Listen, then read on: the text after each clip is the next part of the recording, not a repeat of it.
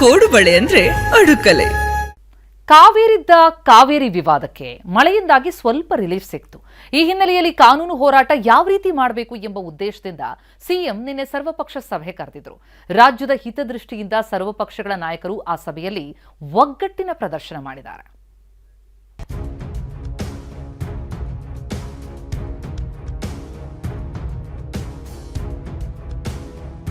ಸರ್ವಪಕ್ಷ ಸಭೆ, ಕಾವೇರಿಗಾಗಿ ಒಗ್ಗಟ್ಟು ಪ್ರದರ್ಶನ.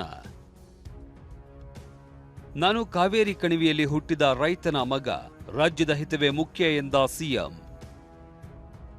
ರಾಜಕೀಯ ಪೈಪೋಟಿ ಬದಿಗಿಟ್ಟಿದ್ರು, ಮುನಿಸು ಮರೆತು ಪರಸ್ಪರ ಕೈಕುಲುಕಿದ್ರು. ಘಟಾನುಘಟಿ ನಾಯಕರು ಒಂದೇ ವೇದಿಕೆಯಲ್ಲಿ ಸೇರಿದ್ರು. ಸಿಎಂ ಡಿಕೆ ಶಿವಕುಮಾರ್ ಅಕ್ಕಪಕ್ಕವೇ ಸಿದ್ದರಾಮಯ್ಯ ಮತ್ತು ಯಡಿಯೂರಪ್ಪ ಕುಳಿತು ರಾಜ್ಯದ ಹಿತಕ್ಕಾಗಿ ಚರ್ಚಿಸಿದ್ರು. ಇದೆಲ್ಲ ಕಾವೇರಿ ನದಿ ನೀರಿಗಾಗಿ ನಿನ್ನೆ ನಡೆದ ಸರ್ವಪಕ್ಷ ಸಭೆಯಲ್ಲಿ ಕಂಡುಬಂದ ಅಪರೂಪದ ದೃಶ್ಯಗಳು.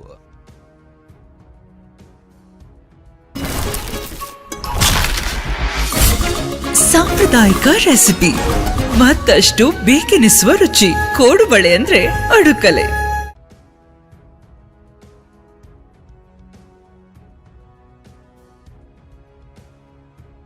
ತಮಿಳುನಾಡಿಗೆ ಪ್ರತಿನಿತ್ಯ 3500 ಕ್ಯೂಸೆಕ್ ನೀರು ಬಿಡುವಂತೆ ಕಾವೇರಿ ನೀರು ನಿರ್ವಹಣಾ ಪ್ರಾಧಿಕಾರ ಕರ್ನಾಟಕಕ್ಕೆ ಆದೇಶ ನೀಡಿದೆ.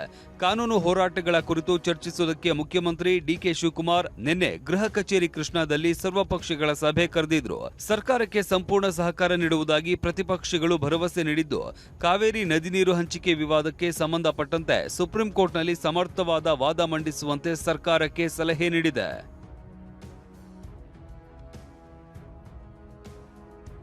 ಸಭೆ ಬಳಿಕ ಮಾತನಾಡಿದ ಸಿಎಂ ಡಿಕೆ ಶಿವಕುಮಾರ್, ನಾನು ಕಾವೇರಿ ಕಣಿವೆಯಲ್ಲಿ ಹುಟ್ಟಿದ ರೈತನ ಮಗನಾಗಿದ್ದು, ರಾಜ್ಯದ ರೈತರ ಹಿತಾಸಕ್ತಿ ವಿಚಾರದಲ್ಲಿ ಹೆಜ್ಜೆ ಹಿಂದೆ ಇಡುವ ಪ್ರಶ್ನೆನೇ ಇಲ್ಲ ಅಂದ್ರು.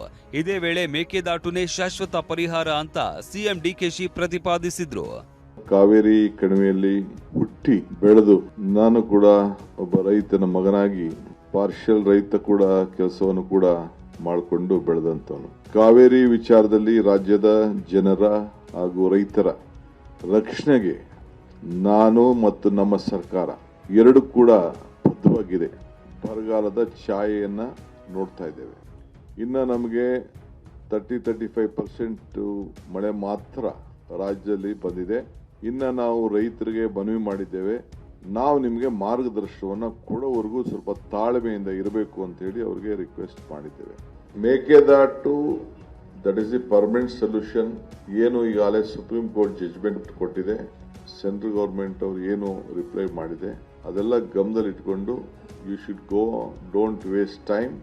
ಈಗಾಗಲೇ ನಾವು ಅವ್ರಿಗೆ ಸ್ವಲ್ಪ ನೀರನ್ನು ನಮ್ಮ ಚಾನೆಲ್ಗಳಲ್ಲಿ ಡ್ಯಾಮ್ಗಳ ವ್ಯವಸಾಯಕ್ಕಲ್ಲ, ಡ್ಯಾಮ್ ಇದನ್ನ ನಮ್ಮ ಕೆರೆ ಕಟ್ಟೆಗಳಿಗೆ ತುಂಬಿಕೊಳ್ಳಲಿಕ್ಕೆ ಸ್ವಲ್ಪ ಅನುವನ್ನು ನಾವು ಮಾಡಿಕೊಂಡು ನಾವು ಬಂದಿದ್ದೇವೆ. ಇದು ಭಾವಾವಶೇಷದ ವಿಚಾರ, ಎಚ್ಚರಿಕೆಯಿಂದ ಹೆಜ್ಜೆ ಇಡಬೇಕು ಎಂದ ಸಿದ್ದರಾಮಯ್ಯ. ಮಾಜಿ ಸಿಎಂ ಸಿದ್ದರಾಮಯ್ಯ ಡಿಕೆ ಶಿವಕುಮಾರ್ಗೆ ಹಲವು ಸಲಹೆ ನೀಡಿದ್ದಾರೆ. ನೀರು ಇದ್ದಾಗ ಮಾತ್ರ ತಮಿಳುನಾಡಿಗೆ ಕೊಡಲು ಸಾಧ್ಯ, ಆದರೂ ಪ್ರಾಧಿಕಾರದ ಆದೇಶದ ಪ್ರಕಾರ ನೀರು ಕೊಡಲೇಬೇಕಾಗುತ್ತದೆ.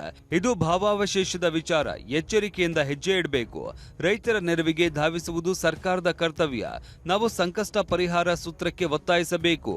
ನೀರನ್ನ 4 ರಾಜ್ಯಗಳು ಯಾವ ರೀತಿ ಹಂಚಿಕೊಳ್ಳಬೇಕು ಎಂಬ ಸೂತ್ರ ಅಗತ್ಯ.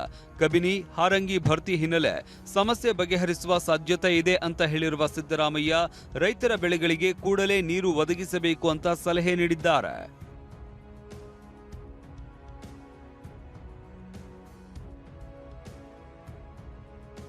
ಮೈಮರೆಯುವುದು ಬೇಡ ಎಂದು ಎಚ್.ಡಿ. ಕುಮಾರಸ್ವಾಮಿ ಎಚ್ಚರಿಕೆ. ಕೇಂದ್ರ ಸಚಿವ ಕುಮಾರಸ್ವಾಮಿ ಸಿಎಂಗೆ ನಿಮ್ಮ ಪ್ರಾರ್ಥನೆಯ ಫಲ ಲಭಿಸಿದೆ. ನೀವು ಚಾಮುಂಡೇಶ್ವರಿ ದರ್ಶನ ಮಾಡಿ ಬರ್ತಾ ಇದ್ದಂತೆ ಉತ್ತಮ ಮಳೆಯಾಗಿ ಪ್ರಕೃತಿ ಸರ್ಕಾರದ ನೆರವಿಗೆ ಬಂದಿದೆ ಅಂತ ಹೇಳುತ್ತಲೇ ಕೆಲ ಎಚ್ಚರಿಕೆ ಸಂದೇಶ ರವಾನಿಸಿದ್ದಾರೆ. ಮೇಕೆದಾಟು ಯೋಜನೆ ವಿಚಾರವಾಗಿ ಎಚ್.ಡಿ. ದೇವೇಗೌಡರ ಸಲಹೆಯನ್ನ ಪರಿಗಣಿಸಿ ಎಂದು ಕುಮಾರಸ್ವಾಮಿ ಡಿಕೆ ಶಿವಕುಮಾರ್ಗೆ ತಿಳಿಸಿದ್ದಾರೆ.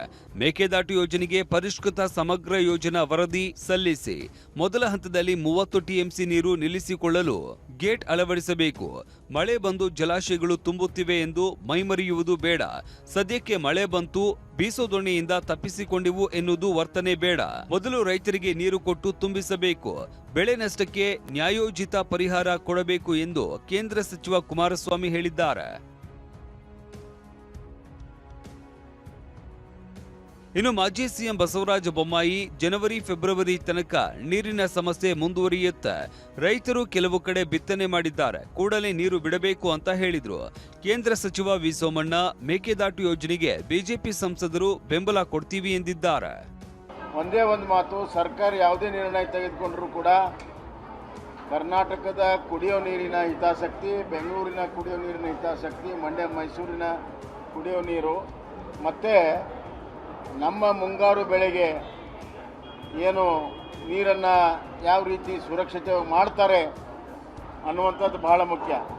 ಮುಂದಿನ ದಿನಗಳಲ್ಲಿ ಮೇಕೆದಾಟು ಯೋಜನೆಯನ್ನು ಯಾವ ರೀತಿ ಮಾಡಬೇಕು, ಏನು ಇವತ್ತು ಪರಿಸ್ಥಿತಿ ಇದು ಇವತ್ತಿದ್ದಾಗ ತಮಿಳುನಾಡಿನಲ್ಲಿ ಬೆಳೆಗೆ ಎಷ್ಟು, ಕುಡಿಯೋ ನೀರಿಗೆ ಎಷ್ಟು, ಇವತ್ತು ಈ ಮೊದಲನೇ ಬಾರಿಗೆ ಚರ್ಚೆ ಆಗಿದೆ.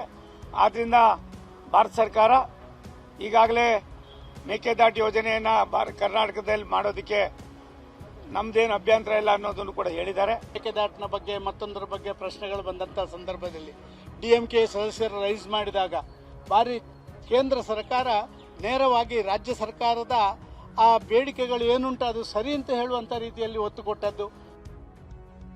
ಇದೆಲ್ಲದರ ಮಧ್ಯೆ ಆಗಸ್ಟ್ 13ರಂದು ಕರೆ ನೀಡಿರುವ ಕರ್ನಾಟಕ ಬಂದ್ ವಾಪಸ್ ಪಡೆಯುವಂತೆ ಕನ್ನಡ ಸಂಘಟನೆಗಳಿಗೆ ಸಿಎಂ ಮನವಿ ಮಾಡಿದ್ದಾರೆ. ಆದರೆ ವಾಟಾಳ್ ನಾಗರಾಜ್ ಬಂದ್ ವಾಪಸ್ ಪಡೆಯುವ ಪ್ರಶ್ನೆನೇ ಇಲ್ಲ ಎಂದಿದ್ದಾರೆ. ಎಲ್ಲ ನನ್ನ ಕನ್ನಡ ಸಂಘಟನೆಯವ್ರ ಹತ್ರ ನಾನೇ ಖುದ್ದಾಗಿ ಮಾತಾಡ್ತೀನಿ, ಕೆಲವರು ನಮ್ಮ ಮಂತ್ರಿಗಳು ಕೂಡ ಮಾತಾಡ್ತಾರೆ. ದಯವಿಟ್ಟು ಇದಕ್ಕೆ ಅವಕಾಶ ಕೊಡೋದು ಬೇಡ, ಸಾಧ್ಯವೇ ಇಲ್ಲ. ಬಂದ್, ಅಖಂಡ ಕರ್ನಾಟಕ ಬಂದ್, ಕನ್ನಡಿಗರಿಗಾಗಿ ಬಂದ್, ಕಾವೇರಿಗಾಗಿ ಬಂದ್, ಯಾವ ಕಾರಣಕ್ಕೂ ಬಂದ್ ಹಿಂದೆ ತೆಗೆದುಕೊಳ್ಳುವ ಪ್ರಶ್ನೆ ಇಲ್ಲ.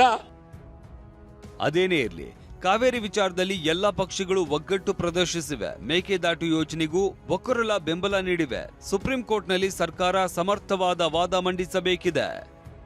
Bureau report, TV9. ಕೋಡುಬಳೆ ಅಂದ್ರೆ ಅಡುಕಲೆ.